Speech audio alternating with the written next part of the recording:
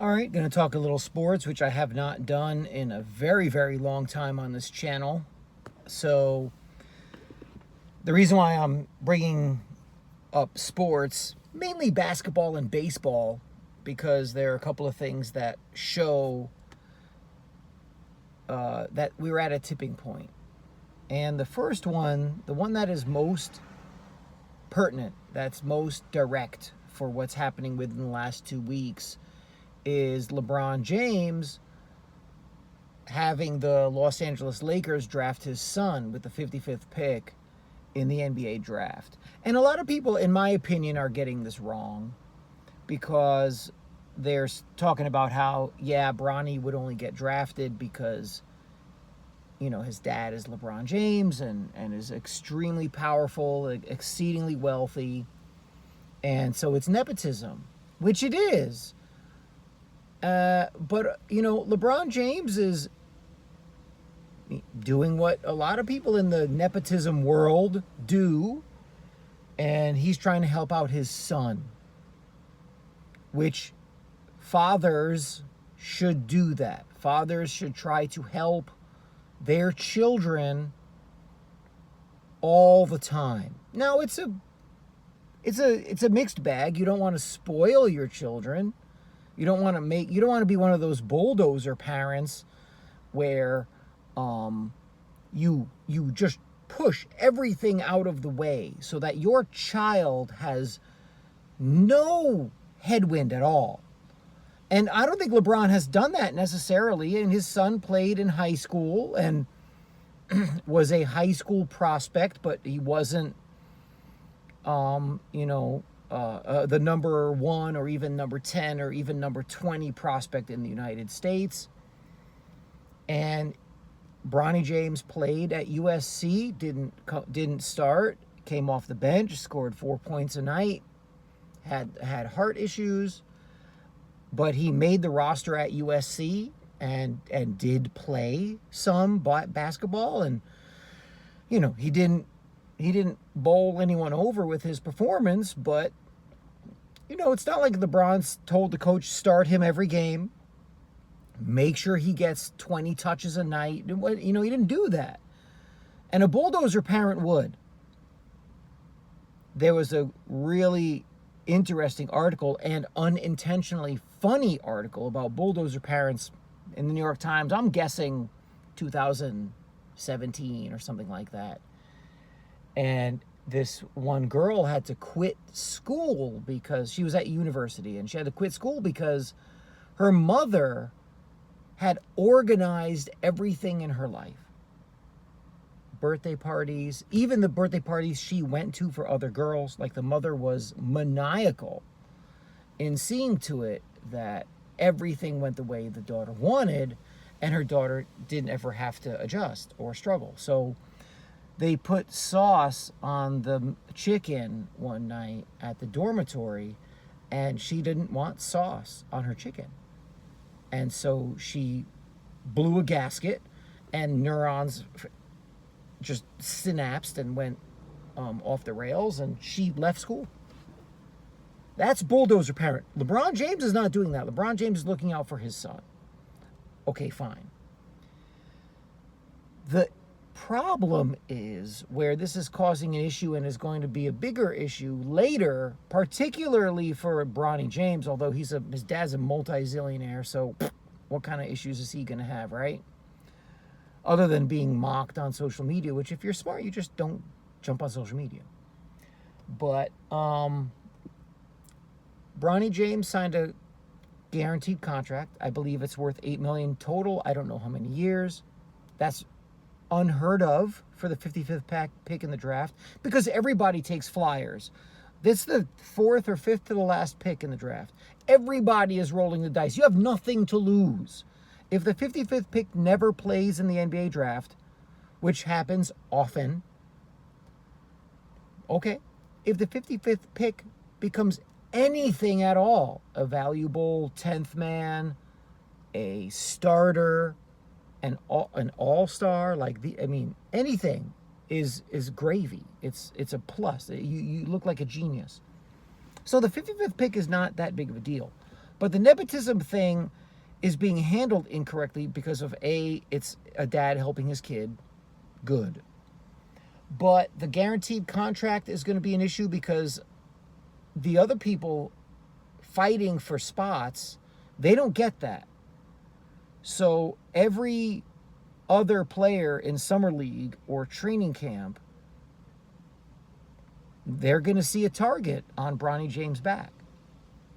And if they're playing better, and this is pro sports, everybody can see it, it's going to take a lot for management to keep Bronny James when you can see 2 or 3 people clearly deserve a spot better on the roster. If they're better, they deserve a spot on the roster. NBA roster has 12 guys on it. I think they've got 2 on injured reserve, something like that. And then there's the G League, which is the minor league basketball right below the NBA. And there's contracts that players bounce back and forth sometimes. Like AAA baseball and Major League Baseball to a degree. So the guaranteed contract thing is an issue. And then if Bronny James does go to the G League, everybody there on his team and on the other team, they're going to take a chance. They're going to see to it that if the opportunity presents itself, they're going to see to it that they want to make a name for themselves. Because if you dunk on Bronny James, if you posterize Bronny James, it's going to be shown all over the place. Even if, the Stooges and the Factotums and the Weasels at ESPN, some of these other places, they might not show it because they're just serfs to power. They don't report news anymore. They don't provide any kind of valuable content. So, I would be shocked if Stephen A. Smith, who used to be a reporter and used to have something to say, I don't think he'll put clips of Bronny James getting torched in the G League on the network or talking about it even, because it's not his role to put it on the network, but it is his role to comment on it. And he just might ignore it. It just didn't happen, right? Because his boy getting smoked. But that's what people are going to do. And the people on the team are going to be like, they're going to be scrapping. They're going to want the competition. They're going to want the competition. They're going to be wanting to show everybody they're better than a second-round pick with a guaranteed contract. It's just human nature. The NBA dollars are real, and if you're scrapping to make the roster, either on the Laker G League team or the opposing team, what easier route is there than that? And to get noticed as well. And Kwame Brown pointed this out before I did. He saw it immediately, where it's a lose-lose for Bronny James. Kwame Brown had great points on this because he said, hey man, Bronny, go out. If you're going to go out, if you're not ready, if it turns out you're really only 6'1 or 6'2, and you're not ready for the NBA, or maybe even an NBA player, man, go out. Go out with some heart. Go out. If you're a draft mistake, go out with some pride. Go out with some force. Take a lot of shots. Ball hog. Play angry. And Bronny James isn't doing it. The first game he played, very passive, giving up the ball a lot. Okay. Second game, sore knee. He's a sore knee. He's 19 years old. He has a sore knee, so he's not playing. Is that an excuse to go to the G League? Maybe. But again, going to the G League is not necessarily a plus. It's just these things, the optics are bad. The decision-making is bad. Were I LeBron James, I would tell my son, go transfer schools, play for a mid-major school, and play all the time. Go to the foreign, go to the league, right? The Lakers were threatening the other teams with, if you draft Bronny James, and I think this was all theater. I don't think any team was like fiending to draft Bronny. But they were threatening, oh, if you draft Bronny James before us, right? Oh man, ooh, like they're really thinking that. He's gonna go to Australia. Good, great. Go to Australia. Go play in the Australian Basketball League. The young man who plays for the Hornets, Lonzo Ball's little brother. He played in Australia and did well and showed what he could do. Go. That would be great. So it's all kind of theater, right? All the world is a stage. What Shakespeare said, this is kind of more of that. But, you know, there's bits of the real world that creep into this narrative that we're all forced to watch. This play, this show that we're all supposed to watch and believe that it's all on the up and up. And that's another Brown point, Kwame Brown, whose YouTube channel is worth a subscription. It's worth a follow, because he's talking about how stars are created. They're not made or born. They're created by the people at the top. And this was also Tui's point. Brian Tui, I think his name is. The Fix is In. This guy fixes in on Twitter, and his book is The Fix is In, right? And it's the staging of pro sports. And the Bronny thing is Exhibit A now. And here's the thing why it's a seminal moment, because everybody can see it. Chris Broussard exposed himself as part of the theater act by his partner, the Odd Couple, his partner, Rob, I believe his name is. He's like, this is the worst decision in the history of pro sports, which, no, I don't think it's the worst, but it's bad. And Rob's point was that it's because it's on the field, because Broussard exposed himself, and I hope he doesn't become a serf or stooge to power. I heard that he's represented by Clutch Sports. I don't even know. I'd have to check. But Broussard is a truth teller. At least he was. And Chris Broussard was saying how, yeah, this is the worst decision. The sports leagues didn't allow a certain kind of people to play in them. And that was worse. Really? So we are now talking about the last league to integrate, which was Major League Baseball, because basketball and football had been integrated in 1947. My mom was born in 1947. She's 77. And so in the context of the decision-making of LeBron James and his son and their agents and their agency and their representatives and their team, Broussard, you got to come up with, the leagues used to be segregated. That's a whack take, and you should know better, especially someone, right? We got the Iowa connection. Stop it. So go back, please, and become, or go back to the quality announcer and content creator that you are. But worst decision ever. No, but it's bad. And Rob's point was because it deals with what's going on with the competition on the court. Because Broussard's point, the good point he made, was that the nepotism thing is alive and well. And Broussard is right.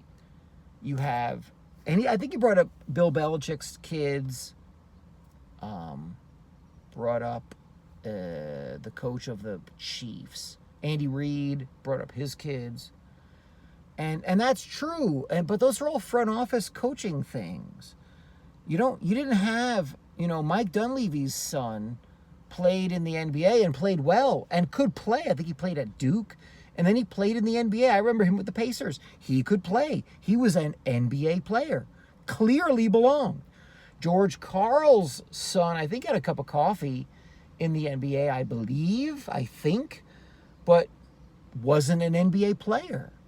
And George Karl, for all of his coaching success and playing success, remember George Karl, shout out to George Karl playing in the ABA, you know, it didn't translate. And I'm sure George Karl would have loved to have his son play in the NBA, but didn't happen. And there are other people.